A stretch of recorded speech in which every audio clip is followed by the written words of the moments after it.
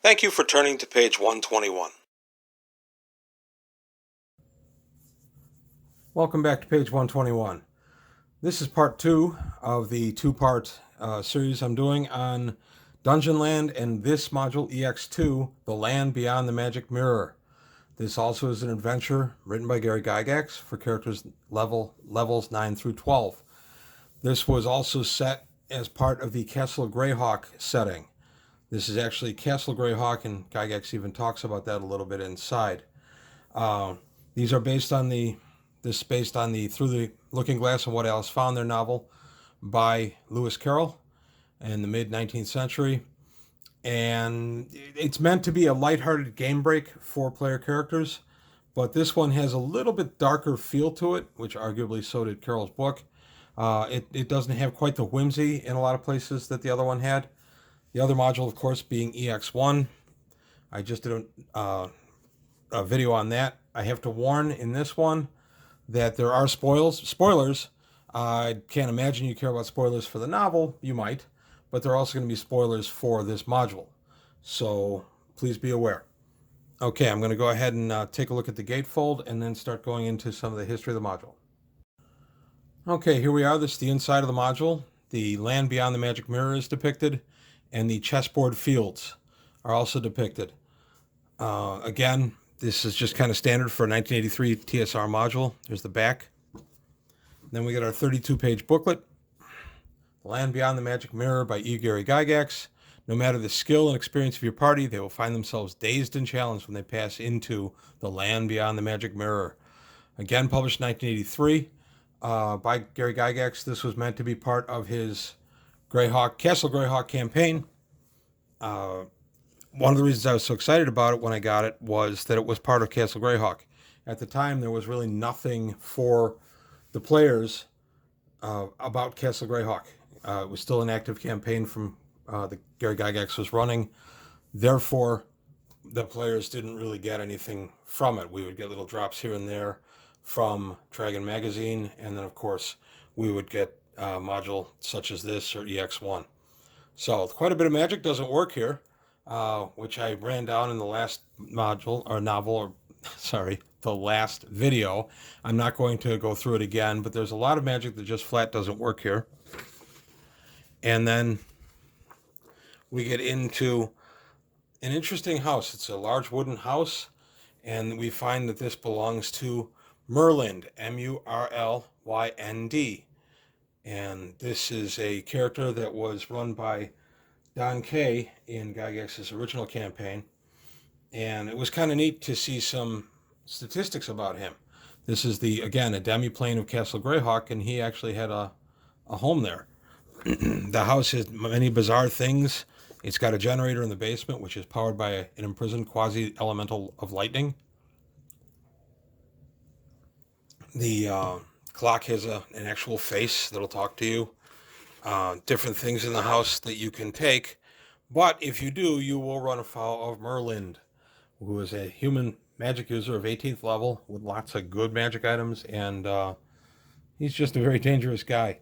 He has a ring of invisibility, which lists it as the improved version. So I'm guessing by improved, it's referring to the illusionist spell Improved Invisibility, where you don't become visible after you attack. It just runs on a time limit. So that's actually a very powerful magic item.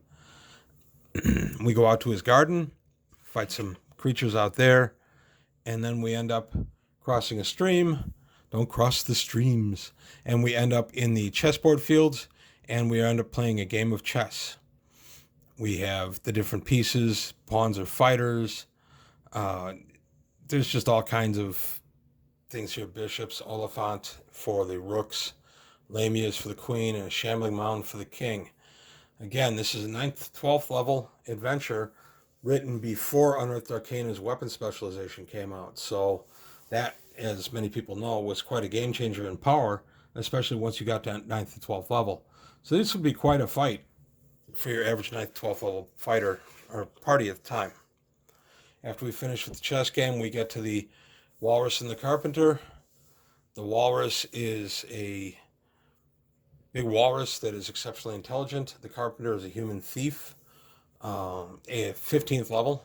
So again, these are not walk-off combats. Getting to we meet some of the real named things in the novel here. We meet the Jub Jub bird, the Jabberwocky, which disappointingly has no reference to a Vorpal sword, because that's where Vorpal came from, was the poem The Jabberwocky. It's disappointing that there's no mention of a Vorpal sword anywhere here. The Bandersnatch. Then we go to a 4-page tear out. It's actually perforated, so you can tear them out. And then the various there is a sword here that is the Vorpal blade. It's again, I'm a little disappointed it's not in the Jabberwock encounter, but it is treasure you can get, and it's just interesting. I would have handled the things differently. I've never really run this, although I have run a Jabberwock encounter. And in that encounter, the only thing I let injure it at all was one Vorpal blade that the party had. Made it for a very difficult encounter. And it actually did end up with the Jabberwock getting his head chopped off on a natural 20. So it ended up being fun. Now we go to an old shop beside the river, which is run by a Lamia noble.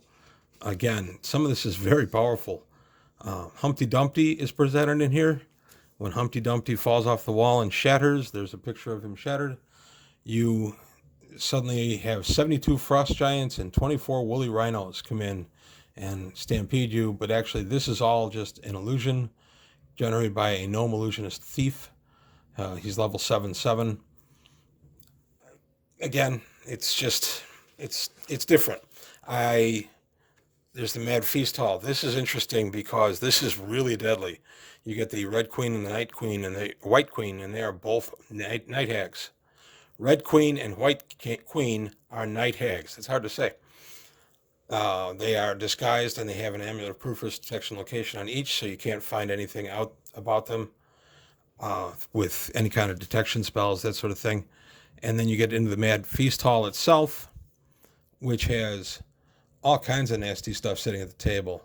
There are larvae, there are barb devils, were-kangaroo rats, 4 carnivorous apes, 2 giant wolverines. The joint of roast meat is a mimic, and the plum pudding is a black pudding. This is a really tough encounter.